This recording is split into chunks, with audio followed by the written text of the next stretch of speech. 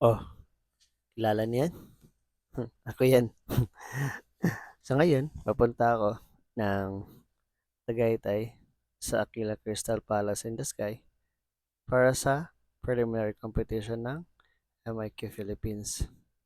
So ngayon, nandito na nga ako sa bus. And syempre, move tayo sa next part ng video na ito. Sa pagbaba ko nga po ng bus, sumakay ako ulit ng minibus naman, papunta naman doon sa sakayan ng tricycle. Kaso pagdating ko sa masakay ng tricycle, ang mahal ng singil. Sabi papunta daw doon sa may event area, 400 pesos. Kaya naman, ang ginawa ko is nag-book na lang ng joyride. Thank you very much kasi naabutan ng joyride ang lugar na ito. Sa kaya nga yan, kakarating lang ni Kuya at dumiretso ka na kami sa events location. Habang kami binabaybay, ay grabe nakita ko na kaagad ang Haraki Parks. Ito na pala yun, yung Aquila Crystal Palace in the Sky. At pagdating ko nga doon, dumiretso na ako sa loob at ang naabutan ko ay mga candidates na nag-rehearsal para sa kanilang performance for the preliminary night. In fairness, talagang mahusay paggawa ni Sir Tay Endencia. Grabe, masterpiece talaga. Ito nga pala yung Aquila Crystal Palace in the Sky event area. So dito gaganapin ang preliminary competition. Habang waiting sa pageants kasi medyo maaga ako nakarating, ay naglakad-lakad muna ako. Sa aking paglakad-lakad nga ay napuntahan ko itong area kung saan may pagkain. Kaya naman, move on tayo sa next part. Nakipila tayo. Thank you so much, Sir So, Tendensya, syempre, for the hindi food. Dapat kalimutan ang magpasalamat. Thank you very much, Lord, sa blessings at mga biyaya na pinagkakaloob mo sa amin. Alam niyo ba guys, habang kumakain ako, narealize ko na sobrang sulit pala pag dito ginanap ang events, debut, kasal, or anumang event yan ng buhay mo. Kasi talagang sulit. Maliban dun, ang ganda ng tanawin.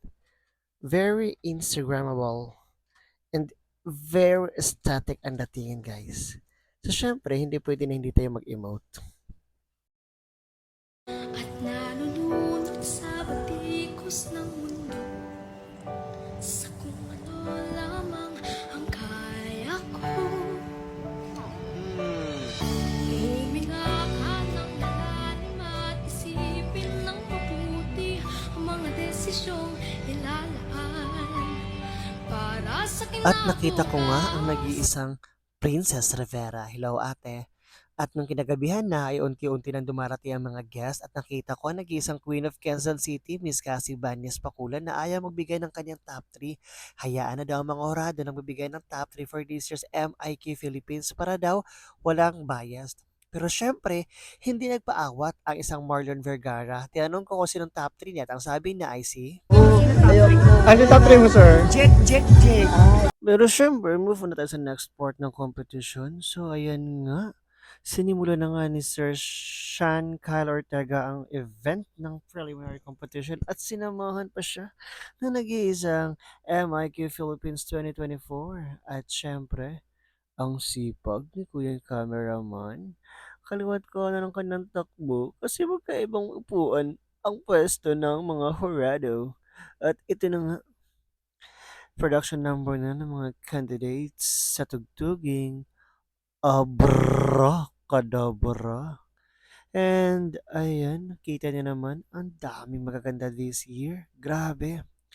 Sabi ko nga nung una, hindi pa ba nagsisimula ang contest, alam mo na kung sino-sino ang papasok sa semi. Pero nung nakita ko silang lahat, grabe, ang daming magaganda, ang daming performer. Kaya hindi malabo na magkakaroon tayo ng dark horse. Sinimula na nga ang swimsuit competition with candidate number 1. Siyempre, sinundan niya ni candidate number 2, Polly Villarino. At nagsunod-sunod na sa rampahan at puksaan sa swimsuit competition with Kurt Vertidazo Popiolek na sobrang lakas this year. At syempre, sinundan niyan ng mga sumunod pa sa kanya.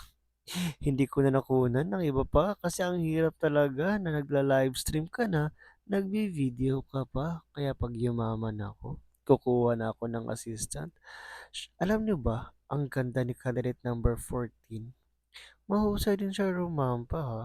Pero syempre, hindi nagpakabog si candidate number 17 na talaga namang nag-perform din. Si candidate number 18, isa sa mga dark horse this year. Siya kaya ang sisira ng top 5 nyo? Abangan. Syempre, move on tayo sa candidate number 21 na talaga namang ang pretty. Hindi nagpahuli sa rampahan na sinundan naman ni candidate number 23 na talagang gumulat sa lahat. At syempre, candidate number 29 yan, Nicole Guevara Flores na ang husay. Mukha ko mukhaan. Na sinundan naman ni Yunil Turay ni Asi Buche from Mandaluyong City. Wow, sa journalist kaya ang corona? Syempre, Maria Hard na ang galing din. At hindi nagpakabog, Michelle Bermudez ang isa sa mga dapat abangan sa Coronation Night.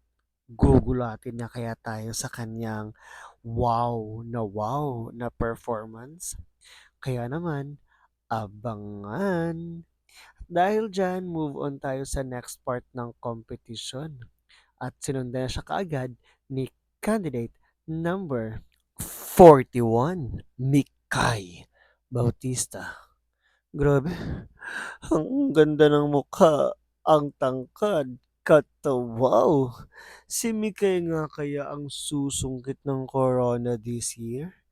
Kita niyo naman na alam niyo ba na ang lakas niya talaga sa performance niya dito sa swimwear competition. Ay, naku, ang sakit ng ulo kung ikaw magiging hurado. Buti na lang, audience lang tayo. Siyempre, handang-handa si Mikay makipagpuksaan. Abangan ang kanyang performance sa Grand Coronation Night. At move on tayo kay candidate number 40. By the way, si number 40 ang nauna talaga bago si Mikay.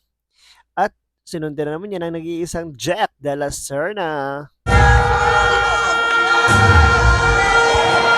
Candidate number 49, David Camarines Norte, soft-spoken, striving, extending in strength, Queen Lorena Pesayu. Grabe, ang ganda talaga ni Miss Davao City. Isa sa mga nanggulat sa akin this year kasi talaga ang ganda niya sa personal. Walang eme.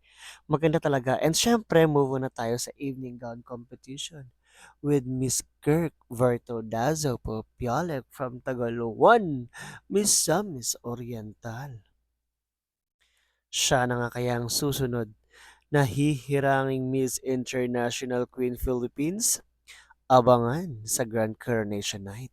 Siyempre, followed by ang babaeng mas fresh pa sa air freshener, Miss Ann Patricia Lorenzo Diaz, representing the one and only capital city of the Philippines, Manila. Irampa mo na yan, Miss Ann. Puksain mo silang lahat sa performance mo, Charing. So, syempre, move on tayo kay candidate number 80 na talaga namang kahit tatayo siya sa harapan mo, may score siya. Kasi ang husay, ang ganda, babae. Babae. Next is Miss Nicole Guevara Flores. From Zambales, nang husay din talaga. At sinundan ni Miss Yanil Torayno Asibucha ng Mandaluyong City. Siyempre, hindi magpapakabog ang nag-iisang Maria Hard na sana ay palari na this year. Deserve niyang i-represent tayo sa ibang bansa. In fairness, this woman gives us nothing but the best.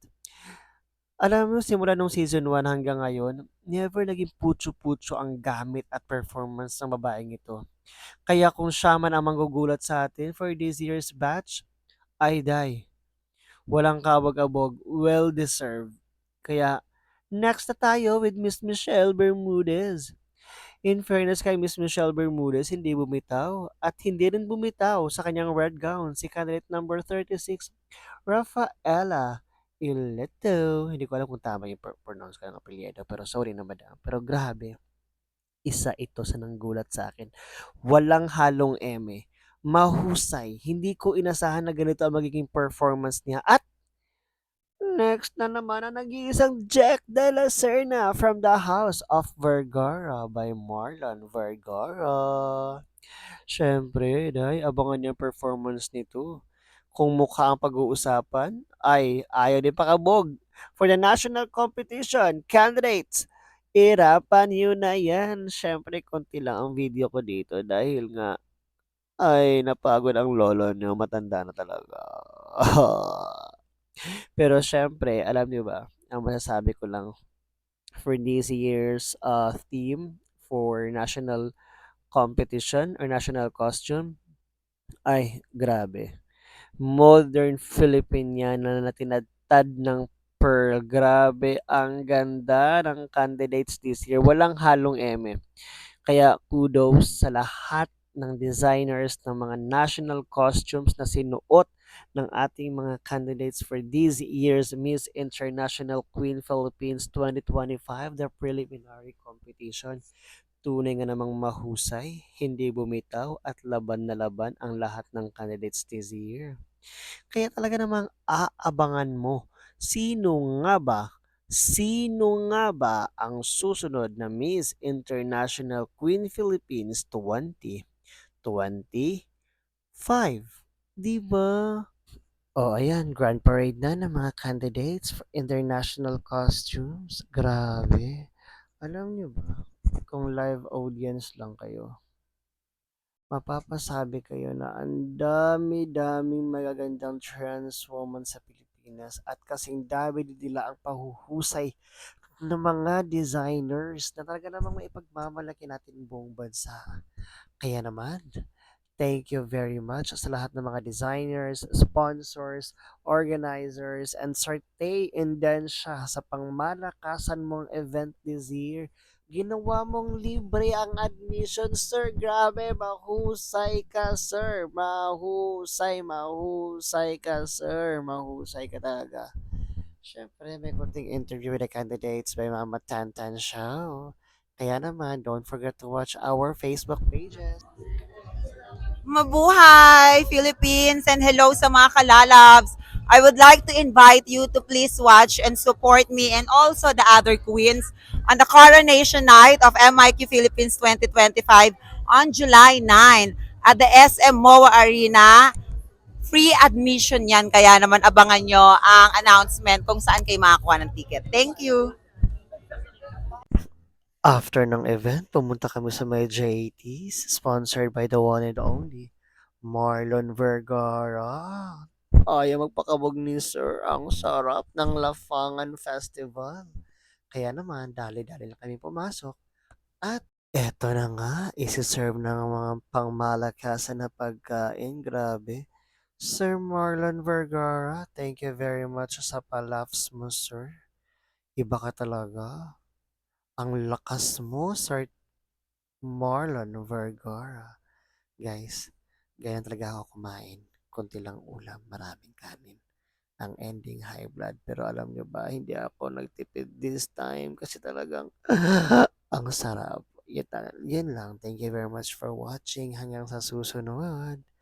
Bye for now.